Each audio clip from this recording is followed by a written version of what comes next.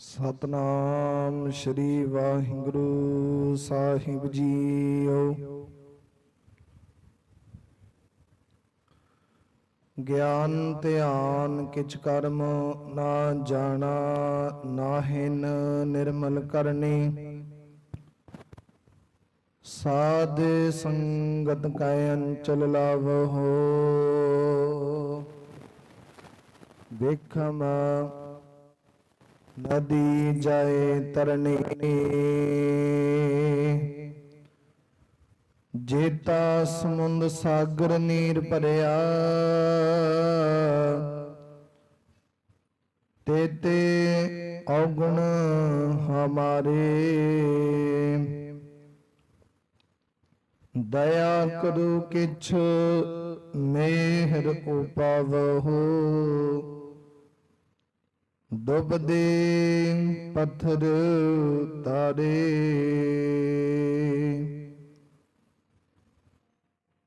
जियड़ा अग्न बराबर तपै, भीतर बगै काती। प्राण बत नानक हुक्म पछाणै, सुख होवै दिन राती।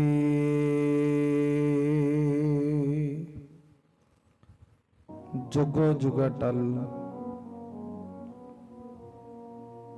चबर शदर तखत दे मालक, दसां पातशाहियां जी दी जोत हाजर नाजर। श्री गुरु ग्रंथ ਸਾਹਿਬ महाराज जी दे पावन पवित्र सतगुरां दे सन्मुख हजूरी अंदर जुड़ बैठी गुरु प्यारी गुरु सवारी। गुरु की साजी साज के नवाजी, गुरु का खास रूप खालसा साध संगत जी हो। आओ कुछ समय लई सतगुरु जी दे पावन पवित्र चरण कमलां दे नाल मन विरतियां कागर करके जुड़ करके बैठन दी कृपालता करिए। समय और सवासां नूं सफला करिए, सतगुरां दीयां खुशियां प्राप्त करना करिए। चल रही लड़ीवार शब्द विचार कथा गुरबाणी सरवण करिए।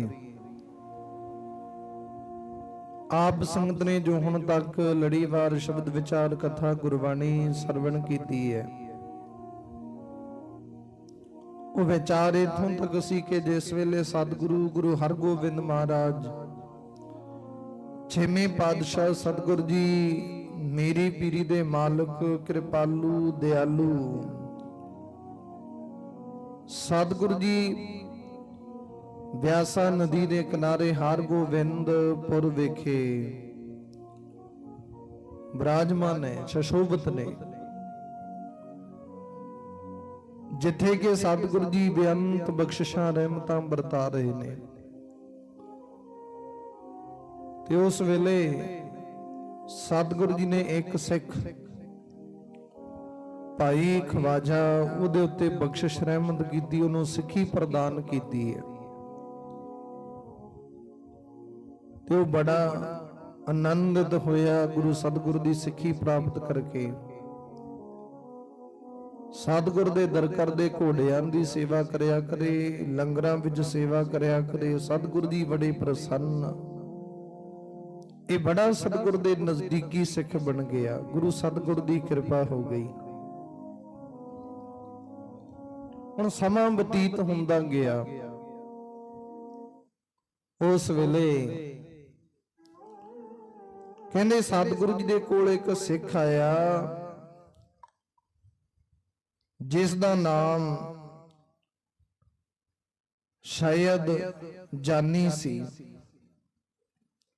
ਉਹਨੇ ਵੀ ਸਤਿਗੁਰੂ ਜੀ ਦੇ ਪਾਵਨ ਪਵਿੱਤਰ ਚਰਨ ਕਮਲਾਂ ਦੇ ਵਿੱਚ ਇਹ ਅਰਦਾਸ ਬੇਨਤੀ ਕੀਤੀ कि सतगुरु जी मैनू अपने चरण कमलों के नाल जोड़ के जानी को जानी मिला दो, भाव उस परमात्मा दे चरण कमलों के नाल मिला दिओ। इदां करके सतगुरु गुरु हरगोबिंद महाराज दे सन्मुखे शायद जानी आया। ਪਹਿਲਾਂ ਇਹਨੇ ਬੜੇ ਸੰਸਾਰ ਦੇ ਵਿੱਚ ਘੁੰਮ ਫਿਰ ਕੇ ਵੇਖਿਆ, ਬੜੇ ਥਾਵਾਂ ਤੋਂ ਕੋਸ਼ਿਸ਼ ਕੀਤੀ ਢੂੰਡਣ ਦੀ, ਪ੍ਰਮਾਤਮਾ ਨੂੰ ਲੱਭਣ ਦੀ ਬੜੀ ਕੋਸ਼ਿਸ਼ ਕੀਤੀ, ਪਰ ਕਿਤੋਂ ਵੀ ਇਹਨੂੰ ਪੂਰੀ ਨਹੀਂ ਪਈ, ਭਾਵ ਇਹਨੂੰ ਪ੍ਰਾਪਤੀ ਨਹੀਂ ਹੋਈ। ਹੁਣ ਸਤਿਗੁਰ ਜੀ ਕਹਿੰਦੇ ਜਿੱਥੋਂ ਪ੍ਰਾਪਤੀ ਹੋਣੀ ਹੈ, ਜੇਕਰ ਉਸ ਅਸਥਾਨ ਦੀ ਢੂੰਡਣ ਦੀ ਕੋਸ਼ਿਸ਼ ਕਰੀਏ ਤੇ ਸਤਿਗੁਰੂ ਜੀ ਕਹਿੰਦੇ ਛੇਤੀ ਪ੍ਰਾਪਤੀ ਹੋ ਜਾਂਦੀ। ਜਿਵੇਂ ਬਾਜ਼ਾਰ ਵਿੱਚ ਜਾਈਏ, ਜਿਸ ਵਸਤੂ ਦੀ ਲੋੜ ਹੈ ਤੇ ਉਸ ਦੁਕਾਨ ਤੇ ਉਸ ਮਾਰਕੀਟ ਦੇ ਵਿੱਚ ਜਾਈਏ ਤੇ ਉੱਥੋਂ ਛੇਤੀ ਦੇਣੇ ਪ੍ਰਾਪਤੀ ਹੋ ਜਾਂਦੀ ਹੈ। ਨਹੀਂ ਤੇ ਕਹਿੰਦੇ ਸਤਿਗੁਰੂ ਜੀ ਬਖਸ਼ਿਸ਼ ਕਰਦੇ ਨੇ, ਕਹਿੰਦੇ ਜੇਕਰ ਵਸਤੂ ਕੋਈ ਹੋਰ ਪ੍ਰਾਪਤ ਕਰਨੀ, ਤੁਰਿਆ ਫਿਰਦਾ ਕਿਸੇ ਹੋਰ ਮਾਰਕੀਟ ਦੇ ਵਿੱਚ, ਇਦਾਂ ਪ੍ਰਾਪਤ ਨਹੀਂ ਹੋ ਸਕਦੀ।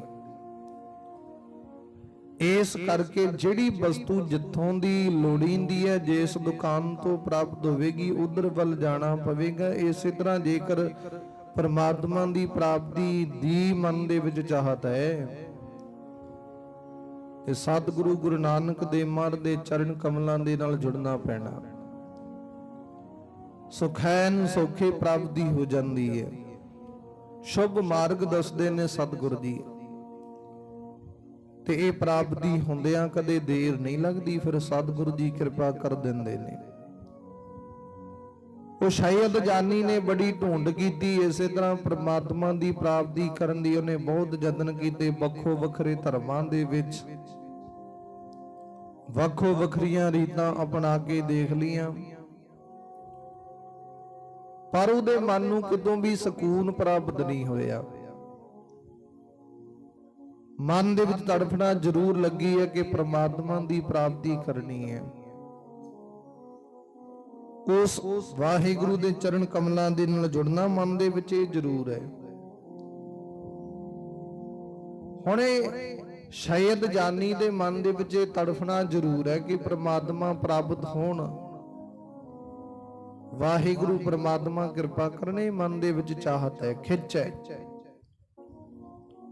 ਤੇ ਕਹਿੰਦੇ ਜਿਹਦੇ ਮਨ ਦੇ ਵਿੱਚ ਇਦਾਂ ਦੀ ਖਿੱਚਾਂ ਨੂੰ ਕਿਤੇ ਨਾ ਕਿਤੇ ਜਾ ਕੇ ਰਸਤਾ ਜ਼ਰੂਰ ਪ੍ਰਾਪਤ ਹੋ ਜਾਂਦਾ, ਜ਼ਰੂਰ ਉਹਦੇ ਤੇ ਸਤਿਗੁਰੂ ਨਾਨਕ ਦੇਵ ਮਹਾਰਾਜ ਦੀ ਕਿਰਪਾ ਰਹਿਮਤ ਵਰਤ ਜਾਂਦੀ ਹੈ। ਹੁਣ ਇਹ ਸ਼ਾਇਦ ਜਾਨੀ ਢੂੰਡਦਾ ਅਨੇਕ ਪ੍ਰਕਾਰ ਦੇ ਥਾਵਾਂ ਤੋਂ ਯਤਨ ਕਰਦਾ ਪ੍ਰਮਾਤਮਾ ਦੀ ਪ੍ਰਾਪਤੀ ਕਰਨ ਦਾ। ਇੱਕ ਦਿਨ ਕਹਿੰਦੇ ਕੋਈ ਸਿੱਖ ਮਿਲਿਆ ਇਹਨੂੰ, ਉਹ ਸਿੱਖ ਨੇ ਇਹਦੀ ਤੜਫਣਾ ਨੂੰ, ਵਿਚਾਰ ਨੂੰ ਦੇਖਣਾ ਕੀਤਾ। ਹੁਣ ਜਿਹੜਾ ਉਦਾਂ ਦੀ ਵਿਚਾਰ ਵਾਲਾ ਉਹ ਉਸ ਵਿਚਾਰ ਨੂੰ ਜਾਣ ਸਕਦਾ। ਬ੍ਰਹਮ ਗਿਆਨੀ ਕੀ ਗੱਦ ਬ੍ਰਹਮ ਗਿਆਨੀ ਜਾਣੈ, ਇਹ ਵਿਚਾਰ ਕਹਿੰਦੇ ਪ੍ਰਾਪਤ ਹੋਈ। ਹੁਣ ਜਿਹੜੀ ਤੜਫਣਾ ਅੰਦਰ ਲੱਗੀ ਹੈ, ਉਹਦੀ ਤੜਫਣਾ ਦੀ ਤੜਫਣਾ ਵਾਲੀ ਵਿਚਾਰ ਨੂੰ ਉਹੀ ਜਾਣ ਸਕਦਾ।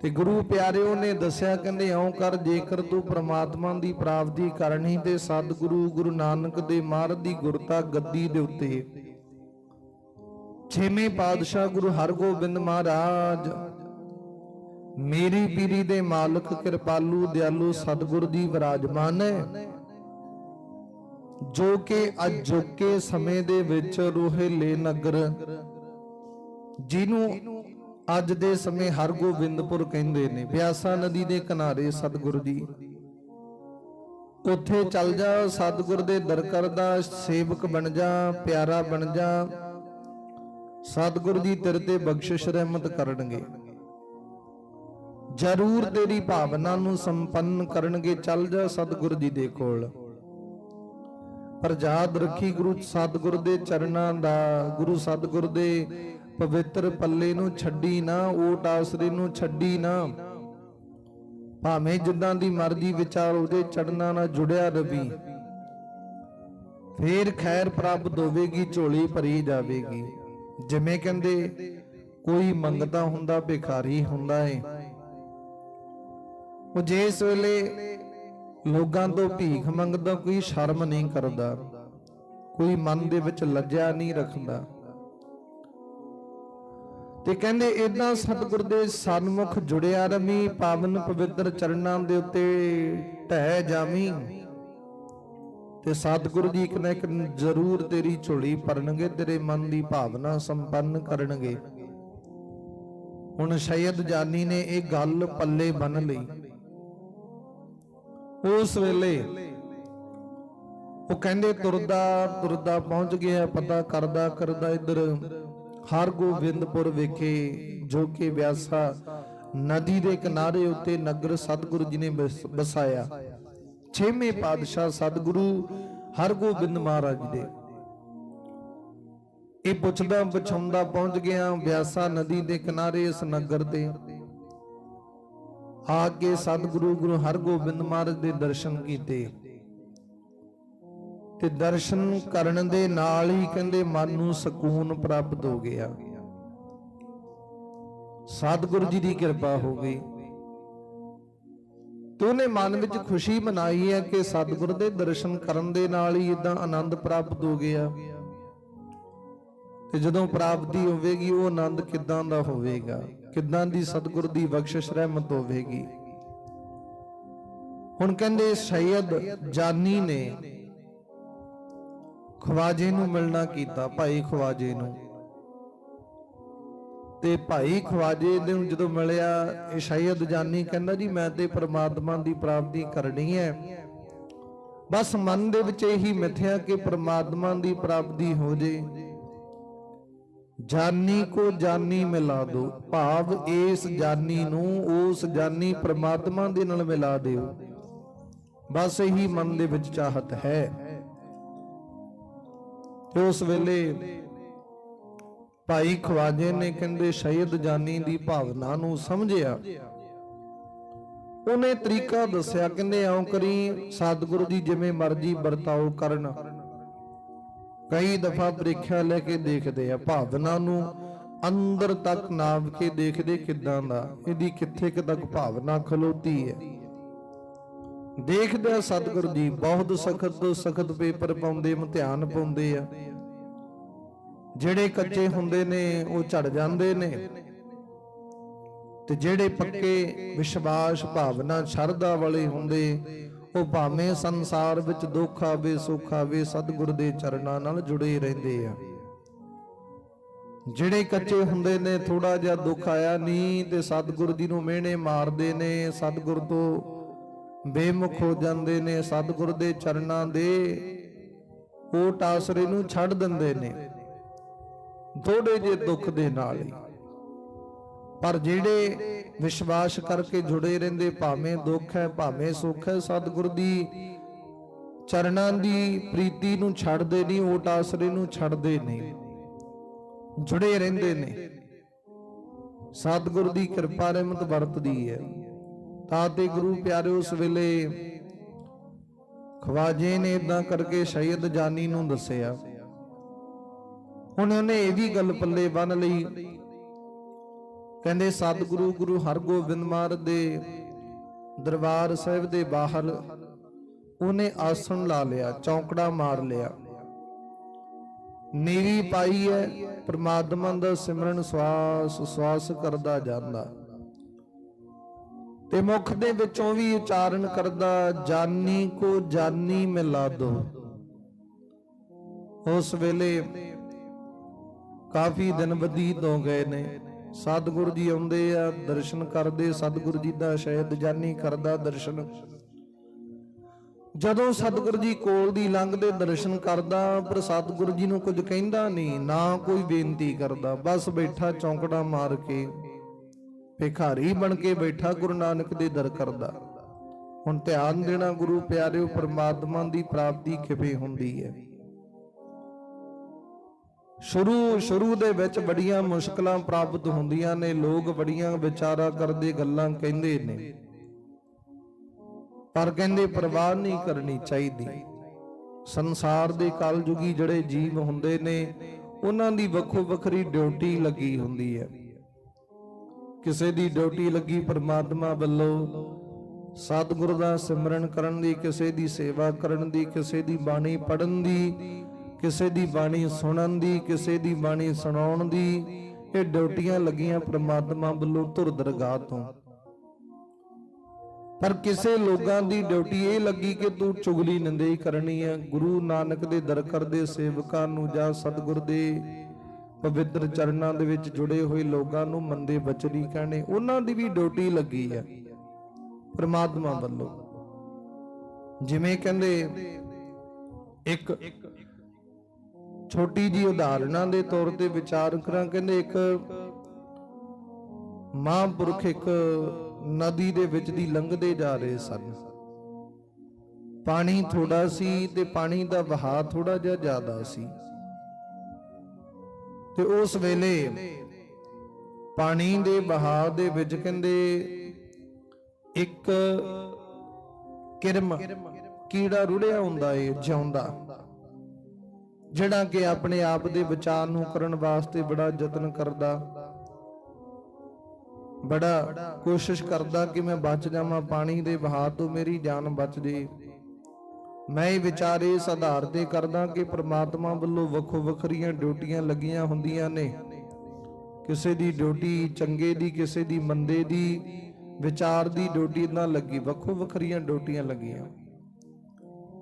ਉਹ ਕਹਿੰਦੇ ਉਹ ਨਦੀ ਵਿੱਚੋਂ ਮਹਾਂਪੁਰਖ ਤੁਰੇ ਜਾਂਦੇ ਨੇ, ਪਾਣੀ ਨੂੰ ਪਾਰ ਕਰਦੇ ਆ, ਤੇ ਪਾਣੀ ਨੂੰ ਪਾਰ ਕਰਦੇ ਕਰਦੇ ਕਹਿੰਦੇ ਇੱਕ ਕੀੜਾ ਜਦੋਂ ਦੇਖਿਆ ਮਹਾਂਪੁਰਖਾਂ ਨੇ, ਉਸ ਕੀੜੇ ਨੂੰ ਰੁੜਦੇ ਜਾਂਦੇ ਨੂੰ ਦੇਖਿਆ। ਮਹਾਂਪੁਰਖ ਪਰਉਪਕਾਰੀ ਹੁੰਦੇ ਨੇ, ਉਹਨਾਂ ਨੇ ਹੱਥ ਦੇ ਉੱਤੇ ਕੀੜਾ ਚੁੱਕ ਲਿਆ, ਉਹਨੂੰ ਬਚਾਉਣਾ ਚਾਹਿਆ, ਪਾਣੀ ਚੋਂ ਬਾਹਰ ਕੱਢਣਾ ਚਾਹਿਆ। ਤੇ ਨਾਲ ਹੀ ਮਹਾਂਪੁਰਖਾਂ ਦੇ ਇੱਕ ਸੇਵਕ ਸੀ, ਸੇਵਾਦਾਰ ਸੀ, ਤੇ ਜਦੋਂ ਮਹਾਂਪੁਰਖਾਂ ਨੇ ਉਹ ਕੀੜੇ ਨੂੰ ਹੱਥ ਦੇ ਉੱਤੇ ਚੱਕਿਆ, ਪਰਉਪਕਾਰੀ ਹੋਣ ਦੇ ਨਾਂ ਤੇ ਬਾਹਰ ਕੱਢਣਾ ਚਾਹਿਆ, ਉਹਦੀ ਜਾਨ ਬਚਾਉਣਾ ਚਾਹੀ, ਉਹ ਕੀੜੇ ਨੇ ਮਹਾਂਪੁਰਖਾਂ ਦੇ ਹੱਥ ਦੇ ਉੱਤੇ ਦੰਦੀ ਵੜ ਦਿੱਤੀ। ਤੇ ਜਦੋਂ ਦੰਦੀ ਵੱਡੀ, ਤਕਲੀਫ ਹੋਈ, ਹੱਥ ਝਟਕਾ ਜੇ ਦਿੱਤਾ ਤੇ ਪਾਣੀ ਵਿੱਚ ਫੇਰ ਕਹਿੰਦੇ ਹੱਥ ਹਿੱਲਣ ਦੇ ਨਾਲ ਪਾਣੀ ਵਿੱਚ ਫੇਰ ਕੀੜਾ ਡਿੱਗ ਪਿਆ। ਮਹਾਂਪੁਰਖਾਂ ਨੇ ਫੇਰ ਚੁੱਕਿਆ, ਉਹਨੇ ਫੇਰ ਦੰਦੀ ਵੱਡੀ, ਤਕਲੀਫ ਹੋਣ ਤੇ ਥੋੜੀ ਜੀ ਹੱਥ ਫੇਰ ਹਿੱਲ ਗਿਆ ਤੇ ਪਾਣੀ ਵਿੱਚ ਫੇਰ ਡਿੱਗਿਆ। 3 ਦਫਾ ਇਦਾਂ ਹੋਇਆ। ਤੇ ਨਾਲ ਸੇਵਕ ਜਾਂਦਾ ਸੀ, ਉਹਨੇ ਕਿਹਾ ਕਹਿੰਦੇ ਮਹਾਂਪੁਰਖੋ ਕਿਉਂ ਐਵੇਂ ਇਸ ਕੀੜੇ ਨੂੰ ਚੁੱਕਦੇ ਆ, ਤੁਸੀਂ ਚੁੱਕਦੇ ਆ, ਦੰਦੀ ਵੜ ਦਿੰਦਾ ਫੇਰ ਵਿੱਚ ਡਿੱਗ ਪੈਂਦਾ, ਤੁਸੀਂ ਫੇਰ ਚੁੱਕਦੇ ਹੋ, ਛੱਡੋ ਪਰੇ ਮਰਨ ਦੇ ਨੂੰ। ਤੇ ਸੰਤ ਮਹਾਂਪੁਰਖ ਹੱਸ ਕੇ ਮੁਸਕਰਾ ਕੇ ਕਹਿਣ ਲੱਗੇ ਗੱਲ ਧਿਆਨ ਨਾਲ ਨੋਟ ਕਰਨ ਵਾਲੀ ਆ। ਉਹ ਕਹਿਣ ਲੱਗੇ ਇਹ ਪ੍ਰਮਾਤਮਾ ਦੀ ਡਿਊਟੀ ਵੱਖੋ ਵੱਖਰੀ ਲੱਗੀ ਹੈ, ਕੋਈ ਚੰਗੇ ਕਰਮ ਦੀ, ਕੋਈ ਮੰਦੇ ਦੀ। ਕਿਸੇ ਮਨੁੱਖ ਦੀ ਵੱਸ ਦੀ ਗੱਲ ਨਹੀਂ ਹੈ ਕਿ ਉਹ ਇਸ ਕਰਮ ਤੋਂ ਛੁੱਟ ਜਾਵੇ। ਮਹਾਂਪੁਰਖ ਕਹਿਣ ਲੱਗੇ ਇਹਦੀ ਡਿਊਟੀ ਲੱਗੀ ਹੈ ਮਾਰਨ ਦੀ, ਸਾਡੀ ਡਿਊਟੀ ਲੱਗੀ ਹੈ ਤਾਰਨ ਦੀ। ਇਹ ਆਪਣੀ ਡਿਊਟੀ ਨਿਭਾਈ ਜਾ ਰਹੇ ਆ, ਅਸੀਂ ਆਪਣੀ ਡਿਊਟੀ ਨਿਭਾਈ ਜਾ ਰਹੇ ਹਾਂ। ਕਹਿੰਦੇ ਸਾਡਾ ਜਿਹੜਾ ਹਿਰਦਾ ਪ੍ਰਮਾਤਮਾ ਵੱਲੋਂ ਪਰਉਪਕਾਰ ਕਰਨ ਦਾ, ਬਚਾਉਣ ਦਾ, ਤਾਰਨ ਦਾ, ਇਹ ਆਪਣੀ ਡਿਊਟੀ ਮਾਰਨ ਦੀ ਕਰਦਾ, ਅਸੀਂ ਆਪਣੀ ਡਿਊਟੀ ਤਾਰਨ ਦੀ ਕਰਦੇ ਆ। ਆਪਣੀ ਨਿਭਾਈ ਜਾਂਦਾ, ਅਸੀਂ ਆਪਣੀ ਨਿਭਾਈ ਜਾਂਦੇ। ਇਹਦੀ ਮੰਦੇ ਦੀ ਹੈ, ਸਾਡੀ ਚੰਗੇ ਦੀ ਹੈ। ਇਹ ਵਿਚਾਰ ਵੱਖੋ ਵੱਖਰੀ ਹੈ। ਤੇ ਸੇਵਕ ਸੁਣ ਕੇ ਬੜਾ ਹੈਰਾਨ ਹੋਇਆ, ਕਹਿੰਦੇ ਵਾਕਈ ਪ੍ਰਮਾਤਮਾ ਵੱਲੋਂ ਧੁਰ ਦਰਗਾਹ ਤੋਂ ਡਿਊਟੀਆਂ ਲੱਗੀਆਂ ਹੋਈਆਂ ਨੇ, ਵਿਚਾਰਾਂ ਬਣੀਆਂ ਹੋਈਆਂ ਨੇ।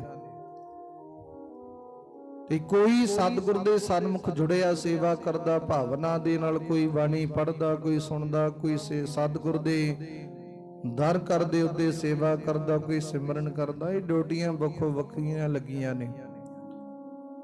ਪਰ ਸੰਸਾਰ ਦੇ ਲੋਕ ਉਸ ਵੇਲੇ ਕਹਿੰਦੇ ਆਪੋ ਆਪਣੀ ਡਿਊਟੀ ਨਿਭਾਈ ਜਾਂਦੇ। ਇਸੇ ਤਰ੍ਹਾਂ ਭਾਵ ਕਹਿਣ ਦਾ ਇਹ ਹੈ, ਸ਼ਾਇਦ ਜਾਨੀ ਬੈਠਾ ਸਤਿਗੁਰ ਦੇ ਚਰਨਾਂ ਦੇ ਵਿੱਚ ਜੁੜਿਆ ਸਿਮਰਨ ਕਰਦਾ, ਜਾਨੀ ਕੋ ਜਾਨੀ ਮਿਲਾ ਦੋ, ਉਹ ਆਪਣੀ ਡਿਊਟੀ ਨਿਭਾਈ ਜਾਂਦਾ। ਲੋਕ ਜਿਹੜੇ ਨੇ ਮਾੜੀ ਮੱਤ ਵਾਲੇ, ਉਹ ਕਹਿੰਦੇ ਦੇਖੋ ਕਿਵੇਂ ਢੀਠ ਬਣ ਕੇ ਬੈਠਾ, ਕਿਵੇਂ ਚੌਂਕੜਾ ਮਾਰ ਕੇ ਬੈਠਾ, ਰਾਹ ਦੇ ਵਿੱਚ ਬੈਠਾ, ਲੋਕ ਗੱਲਾਂ ਏਦਾਂ ਕਰਦੇ ਨੇ। ਤੇ ਸ਼ਾਇਦ ਜਾਨੀ ਬੈਠਾ ਚੌਂਕੜਾ ਮਾਰ ਕੇ ਆਪਣੀ ਪ੍ਰਾਪਤੀ ਕਰਨ ਨੂੰ। ਹੁਣ ਸਤਿਗੁਰ ਦੀ ਲੰਘਦੇ ਆ, ਦੇਖਦੇ ਆ ਬੈਠੇ ਨੂੰ, ਨਾ ਸਤਿਗੁਰ ਜੀ ਨੂੰ ਬੁਲਾਉਂਦੇ, ਨਾ ਉਹ ਸਤਿਗੁਰ ਜੀ ਨੂੰ ਬੁਲਾਉਂਦਾ। ਕਾਫੀ ਲੰਬਾ ਸਮਾਂ ਬਤੀਤ ਹੋ ਗਿਆ। ਇੱਕ ਦਿਨ ਸਤਿਗੁਰੂ ਜੀ ਨੇ ਪੁੱਛਿਆ, ਕਹਿੰਦੇ ਉਹ ਪੁੱਛੋ ਉਹਨੂੰ ਕੀ ਚਾਹੀਦਾ। ਉਹ ਫਲਾਣਾ ਮਨੁੱਖ ਬੈਠਾ ਚੌਂਕੜਾ ਮਾਰ ਕੇ, ਇੱਕ ਫਕੀਰੀ ਲਿਬਾਸ ਪਾਇਆ ਹੋਇਆ, ਇਹਦੇ ਦੱਸੋ, ਇਹ ਪੁੱਛੋ ਉਹਨੂੰ ਕੀ ਚਾਹੀਦਾ। ਜੇ ਧਨ ਦੌਲਤ ਚਾਹੀਦੀ ਸਤਿਗੁਰੂ ਜੀ ਤੋਂ ਲੈ ਲਾ, ਕੁਝ ਹੋਰ ਚਾਹੀਦਾ ਖਾਣ ਪੀਣ ਨੂੰ, ਉਹ ਸਤਿਗੁਰੂ ਜੀ ਤੋਂ ਲੈ ਲਾ, ਬੇਅੰਤ ਭੰਡਾਰੇ ਭਰੇ ਪਏ ਆ। ਜਦੋਂ ਜਾ ਕੇ ਸਿੱਖ ਨੇ ਪੁੱਛਿਆ ਕਿ ਸਤਿਗੁਰੂ ਜੀ ਨੇ ਇਦਾਂ ਕਿਹਾ, ਭਾਈ ਉਹਦੇ ਮਨ ਦੀ ਖੁਸ਼ੀ ਹੋਰ ਵੱਧ ਗਈ ਕਿ ਸਤਿਗੁਰੂ ਦੀ ਨਿਗਾਹ ਦੇ ਵਿੱਚ ਆਇਆ ਮੈਂ, ਗੁਰੂ ਸਤਿਗੁਰੂ ਨੇ ਮੇਰੇ ਤੇ ਧਿਆਨ ਦਿੱਤਾ। ਉਸ ਵੇਲੇ ਉਹ ਕਹਿੰਦਾ ਮੈਨੂੰ ਕੁਝ ਨਹੀਂ ਚਾਹੀਦਾ, ਜਾਨੀ ਕੋ ਜਾਨੀ ਮਿਲਾ ਦੋ, ਇਹ ਰਟਨ ਲੱਗਿਆ ਲਾਉਣ। ਉਹ ਸਿੱਖ ਨੇ ਆ ਕੇ ਦੱਸ ਦਿੱਤਾ, ਕਹਿੰਦੇ ਜੀ ਉਹਨੇ ਮਨਾ ਕਰ ਦਿੱਤਾ ਸੰਸਾਰ ਦੇ ਪਦਾਰਥ ਲੈਣ ਤੋਂ, ਬਸ ਇਹੀ ਕਹਿੰਦਾ ਜਾਨੀ ਕੋ ਜਾਨੀ ਮਿਲਾ ਦੋ। ਸਤਿਗੁਰੂ ਜੀ ਚੁੱਪ ਕਰ ਗਏ। ਕਹਿੰਦੇ ਆਉਂ ਕਰੋ, ਇਹਦੇ ਵਾਲੇ ਪਾਸੇ ਨੇ ਇੱਕ ਕੰਧ ਕਰ ਦਿਓ, ਪਹਿਲਾਂ ਕਹਿੰਦੇ ਪਰਦਾ ਕਰ ਦਿਓ, ਕੱਪੜੇ ਦਾ ਪਰਦਾ ਜਿਹਾ। ਉਹ ਕੀਤਾ ਗਿਆ। ਫੇਰ ਵੀ ਕਹੀ ਜਾਂਦਾ ਜਾਨੀ ਕੋ ਜਾਨੀ ਮਿਲਾ ਦੋ। ਸਤਿਗੁਰੂ ਜੀ ਕਹਿੰਦੇ ਇਹਦੀਆਂ ਹੁਣ ਆਵਾਜ਼ਾਂ ਸਾਡੇ ਕੰਨਾਂ ਪੈਂਦੀ, ਇਹ ਵੀ ਨਾ ਪਵੇ। ਇਉਂ ਕਰੋ ਹੁਣ, ਕਹਿੰਦੇ ਇੱਕ ਕੰਧ ਕਰ ਦਿਓ, ਇਹਦੇ ਵਾਲੇ ਪਾਸੇ ਦੀ ਕੰਧ ਕਰ ਦਿਓ। ਕਹਿੰਦੇ ਉੱਥੇ ਹੀ ਬੈਠਾ ਫੇਰ ਉਹੀ ਰਟਣ ਲੱਗਿਆ, ਜਾਨੀ ਕੋ ਜਾਨੀ ਮਿਲਾ ਦੋ। ਤੇ ਸਤਿਗੁਰੂ ਜੀ ਨੇ ਕੰਧ ਕਰਵਾ ਦਿੱਤੀ ਉਹਦੇ ਵਾਲੇ ਪਾਸੇ। ਉਹ ਫੇਰ ਭਾਵਨਾ ਦੇ ਨਾਲ ਬੈਠਾ, ਕਿਉਂਕਿ ਸਿੱਖਾਂ ਨੇ ਕਿਹਾ ਸੀ, ਸਿੱਖਾ ਐ ਭਾਈ ਜਾਨੀ, ਸ਼ਾਇਦ ਜਾਨੀ ਜੀ ਸਤਿਗੁਰੂ ਦੀ ਬਹੁਤ ਇਮਤਿਹਾਨ ਲਾਉਂਦੇ ਨੇ, ਪੇਪਰ ਲੈਂਦੇ ਨੇ, ਝੁਕਿਆ ਨਹੀਂ, ਸਤਿਗੁਰ ਦੇ ਚਰਨਾਂ ਦੇ ਵਿੱਚ ਕੁਝ ਨਾ ਕੁਝ ਪ੍ਰਾਪਤ ਕਰੇਗਾ, ਤੇਰੇ ਮਨ ਦੀ ਭਾਵਨਾ ਪੂਰੀ ਹੋਵੇਗੀ, ਜੁੜਿਆ ਰਹੀ ਸਤਿਗੁਰ ਦੇ ਚਰਨਾਂ ਦੇ ਵਿੱਚ। ਸਤਿਗੁਰ ਜੀ ਜਿਵੇਂ ਮਰਜੀ ਵਰਤਣ, ਪਰ ਤੂੰ ਨਹੀਂ ਮੁਖ ਮੋੜਨਾ। ਉਸੇ ਤਰ੍ਹਾਂ ਕਹਿੰਦੇ ਉਹ ਬੈਠਾ ਜੁੜਿਆ ਚਰਨਾਂ ਦੇ ਵਿੱਚ, ਹੀ ਬੇਨਤੀ ਕਰਦਾ ਜਾਨੀ ਕੋ ਜਾਨੀ ਮਿਲਾ ਦੋ। ਉਸ ਵੇਲੇ ਜਦੋਂ ਕੰਧ ਕਰ ਦਿੱਤੀ, ਲੋਕ ਕਹਿੰਦੇ ਕੰਧ ਕਰ ਦਿੱਤੀ, ਸਤਿਗੁਰੂ ਜੀ ਨੇ ਕੁਝ ਦਿਨ ਦੇਖਿਆ, ਕਹਿੰਦੇ ਉੱਠ ਕੇ ਚਲਿਆ ਜਾਵੇਗਾ, ਇਹਦੀ ਭਾਵਨਾ ਕਿਦਾਂ ਦੀ ਦੇਖਦੇ ਆ। ਕੰਧ ਕਰ ਦਿੱਤੀ ਇਹਨੇ, ਉੱਠ ਕੇ ਚਲਾ ਜਾਣਾ, ਵੀ ਉਹ ਫੇਰ ਬੈਠਾ ਉਸੇ ਤਰ੍ਹਾਂ ਜੁੜਿਆ। ਸਤਿਗੁਰੂ ਜੀ ਕਹਿੰਦੇ ਉਹਨੂੰ ਪੁੱਛ ਕੇ ਉਹ ਚਾਹੁੰਦਾ ਕੀ ਹੈ। ਫੇਰ ਉਹਨੇ ਉਹੀ ਬੇਨਤੀ ਕੀਤੀ, ਬਸ ਜਾਨੀ ਕੋ ਜਾਨੀ ਮਿਲਾ ਦੋ। ਸਤਿਗੁਰੂ ਜੀ ਕਹਿੰਦੇ ਉਹਨੂੰ ਬਹੁਤੀ ਛੇਤੀ ਹੈ ਨਾ ਜਾਨੀ ਦੇ ਨਾਲ ਮਿਲਣ ਦੀ, ਉਹਨੂੰ ਕਹੇ ਆਉਂ ਕਰੇ ਬਿਆਸਾ ਨਦੀ ਦੇ ਵਿੱਚ ਛਾਲ ਮਾਰੇ, ਡੂੰਘੇ ਪਾਣੀ ਵਿੱਚ ਆਪੇ ਪ੍ਰਮਾਤਮਾ ਨੂੰ ਮਿਲ ਜਾਏਗਾ। ਤੇ ਜਦੋਂ ਸਤਿਗੁਰੂ ਜੀ ਦਾ ਸਿੱਖਾਂ ਨੇ ਆ ਕੇ ਸੁਨੇਹਾ ਦਿੱਤਾ ਸ਼ਾਇਦ ਜਾਨੀ ਨੂੰ, ਕਹਿੰਦੇ ਜਾ ਡੁੱਬ ਮਾਰ, ਆਪੇ ਪ੍ਰਮਾਤਮਾ ਦੀ ਪ੍ਰਾਪਤੀ ਹੋਵੇਗੀ। ਉਹ ਡੁੱਬਣ ਵਾਸਤੇ ਚੱਲ ਪਿਆ ਪਾਣੀ ਵਿੱਚ, ਬਿਆਸਾ ਨਦੀ ਦੇ। ਤੇ ਉਸ ਵੇਲੇ ਜਦੋਂ ਦੱਸਿਆ ਕਿ ਸਿੱਖਾਂ ਨੇ ਸਤਿਗੁਰੂ ਜੀ ਤੁਹਾਡਾ ਬਚਨ ਸੁਣਨ ਦੇ ਅਨੁਸਾਰ ਹੀ ਉਹ ਤੁਰ ਪਿਆ ਮਰਨ ਵਾਸਤੇ, ਡੁੱਬਣ ਵਾਸਤੇ। ਸਤਿਗੁਰੂ ਨੇ ਸਿੱਖਾਂ ਨੂੰ ਭੇਜਿਆ ਪਿੱਛੇ, ਜਾਓ ਲੈ ਕੇ ਆਓ ਛੇਤੀ ਦੇਣੇ, ਕਦੇ ਛੇਤੀ ਨਾ ਮਰ ਜੇ, ਸੱਚ ਵਿੱਚ ਹੀ ਨਾ ਮਰ ਜੇ, ਲੈ ਕੇ ਆਓ ਇਹਨੂੰ। ਤੇ ਪਕੜ ਕੇ ਲਿਆਂਦਾ, ਉੱਥੇ ਹੀ ਬਹਿ ਗਿਆ ਨਦੀ ਦੇ ਕਿਨਾਰੇ। ਕਹਿੰਦਾ ਜਿੰਨਾ ਚਿਰ ਸਤਿਗੁਰੂ ਜੀ ਆਪ ਆ ਕੇ ਕਿਰਪਾ ਨਹੀਂ ਕਰਦੇ, ਉਹਨਾਂ ਚਿਰ ਮੈਂ ਇੱਥੋਂ ਜਾਣਾ ਨਹੀਂ। ਸਤਿਗੁਰੂ ਜੀ ਆਪ ਕਿਰਪਾ ਕਰਨ, ਜਾਨੀ ਕੋ ਜਾਨੀ ਮਿਲਾ ਦੋ, ਇਸ ਜਾਨੀ ਨੂੰ ਉਸ ਪਰਮਾਤਮਾ ਦੇ ਨਾਲ ਮਿਲਾ ਦੇਣ, ਫੇਰ ਮੈਂ ਆਪਣੇ ਹੱਠ ਤੋਂ ਪਰੇ ਹੋਵਾਂਗਾ, ਨਹੀਂ ਤਾਂ ਮੇਰਾ ਇਹੀ ਹੱਠ ਧਾਰਨ ਕੀਤਾ ਹੋਇਆ ਇਸੇ ਤਰ੍ਹਾਂ ਹੀ ਬਰਕਰਾਰ ਰਹੇਗਾ। ਉਸ ਵੇਲੇ ਸਤਿਗੁਰੂ ਜੀ ਨੂੰ ਆਪ ਜਾਣਾ ਪਿਆ ਉੱਥੇ, ਤੇ ਜਾਨੀ ਨੂੰ ਧਰਤੀ ਤੋਂ ਡਿੱਗੇ ਪਏ ਨੂੰ ਚੁੱਕ ਕੇ ਸੀਨੇ ਨਾਲ ਲਾ ਕੇ ਉਹਦੀ ਬੰਦਗੀ ਕੀਤੀ, ਉਹਦੀ ਭਾਵਨਾ ਪੂਰੀ ਕੀਤੀ, ਸੰਪੰਨ ਹੋਈ ਹੈ। ਸਤਿਗੁਰੂ ਨੇ ਸੀਨੇ ਨਾਲ ਲਾ ਕੇ ਥਾਪੜਾ ਦਿੱਤਾ। ਤੇ ਉਸ ਵੇਲੇ ਉਸ ਪਰਮਾਤਮਾ ਦੇ ਚਰਨਾਂ ਦੇ ਨਾਲ ਸਿੱਧੀਆਂ ਤਾਰਾਂ ਜੋੜ ਦਿੱਤੀਆਂ, ਸਤਿਗੁਰੂ ਦੀ ਕਿਰਪਾ ਹੋ ਗਈ। ਇਸੇ ਤਰ੍ਹਾਂ ਗੁਰੂ ਸਤਿਗੁਰੂ ਦੇ ਚਰਨਾਂ ਦੇ ਨਾਲ ਜੁੜੇ ਰਹਿਣਾ ਚਾਹੀਦਾ। ਸਤਿਗੁਰੂ ਜੀ ਕਿਰਪਾ ਰਹਿਮਤ ਕਰ ਲੱਗਿਆਂ ਕਦੇ ਦੇਰੀ ਨਹੀਂ ਲਾਉਂਦੇ। ਬਸ ਉਹ ਵਿਚਾਰ ਦੇਖਣਾ ਚਾਹੁੰਦੇ, ਭਾਵਨਾ ਦੇਖਣਾ ਚਾਹੁੰਦੇ, ਫੇਰ ਸਤਿਗੁਰੂ ਜੀ ਕਦੇ ਦੇਰੀ ਨਹੀਂ ਲਾਉਂਦੇ। ਗੋਬਿੰਦ ਪਾਓ ਭਗਤ ਕਾ ਭੁੱਖਾ, ਬਸ ਪ੍ਰੇਮ ਭਾਵਨਾ ਭਗਤੀ ਦਾ ਭੁੱਖਾ ਸਤਿਗੁਰੂ ਜੀ, ਫਿਰ ਤੇ ਬਸ ਵਿੱਚ ਹੁੰਦਿਆਂ ਕਦੇ ਦੇਰ ਨਹੀਂ ਲੱਗਦੀ। ਸਤਿਗੁਰੂ ਜੀ ਕਿਰਪਾ ਕਰ ਦਿੰਦੇ। ਇਸ ਕਰਕੇ ਆਓ ਅੱਜ ਦੀ ਵਿਚਾਰ ਇਥੋਂ ਤੱਕ ਪ੍ਰਵਾਨ ਕਰਨੀ, ਰਹਿੰਦੀ ਵਿਚਾਰ ਆਪਾਂ ਕੱਲ ਨੂੰ ਸਰਵਣ ਕਰਾਂਗੇ। ਅੱਗੇ ਸਤਿਗੁਰੂ ਜੀ ਕੀ ਬਖਸ਼ਿਸ਼ਾਂ ਰਹਿਮਤਾਂ ਗੋਬਿੰਦਪੁਰ ਨਗਰ ਵਿਖੇ ਵਿਆਸਾ ਨਦੀ ਦੇ ਕਿਨਾਰੇ ਵਰਤਾ ਰਹੇ ਨੇ, ਕਿਵੇਂ ਕਿਵੇਂ ਸਤਿਗੁਰੂ ਜੀ ਬਖਸ਼ਿਸ਼ ਕਰਦੇ ਆ। ਉਹ ਰਹਿੰਦੀ ਵਿਚਾਰ ਆਪਾਂ ਕੱਲ ਨੂੰ ਸਰਵਣ ਕਰਾਂਗੇ। ਅੱਜ ਦੀ ਵਿਚਾਰ ਇਥੋਂ ਤੱਕ ਪ੍ਰਵਾਨ ਕਰਨੀ। ਆਓ ਗੁਰੂ ਚਰਨਾਂ ਦੇ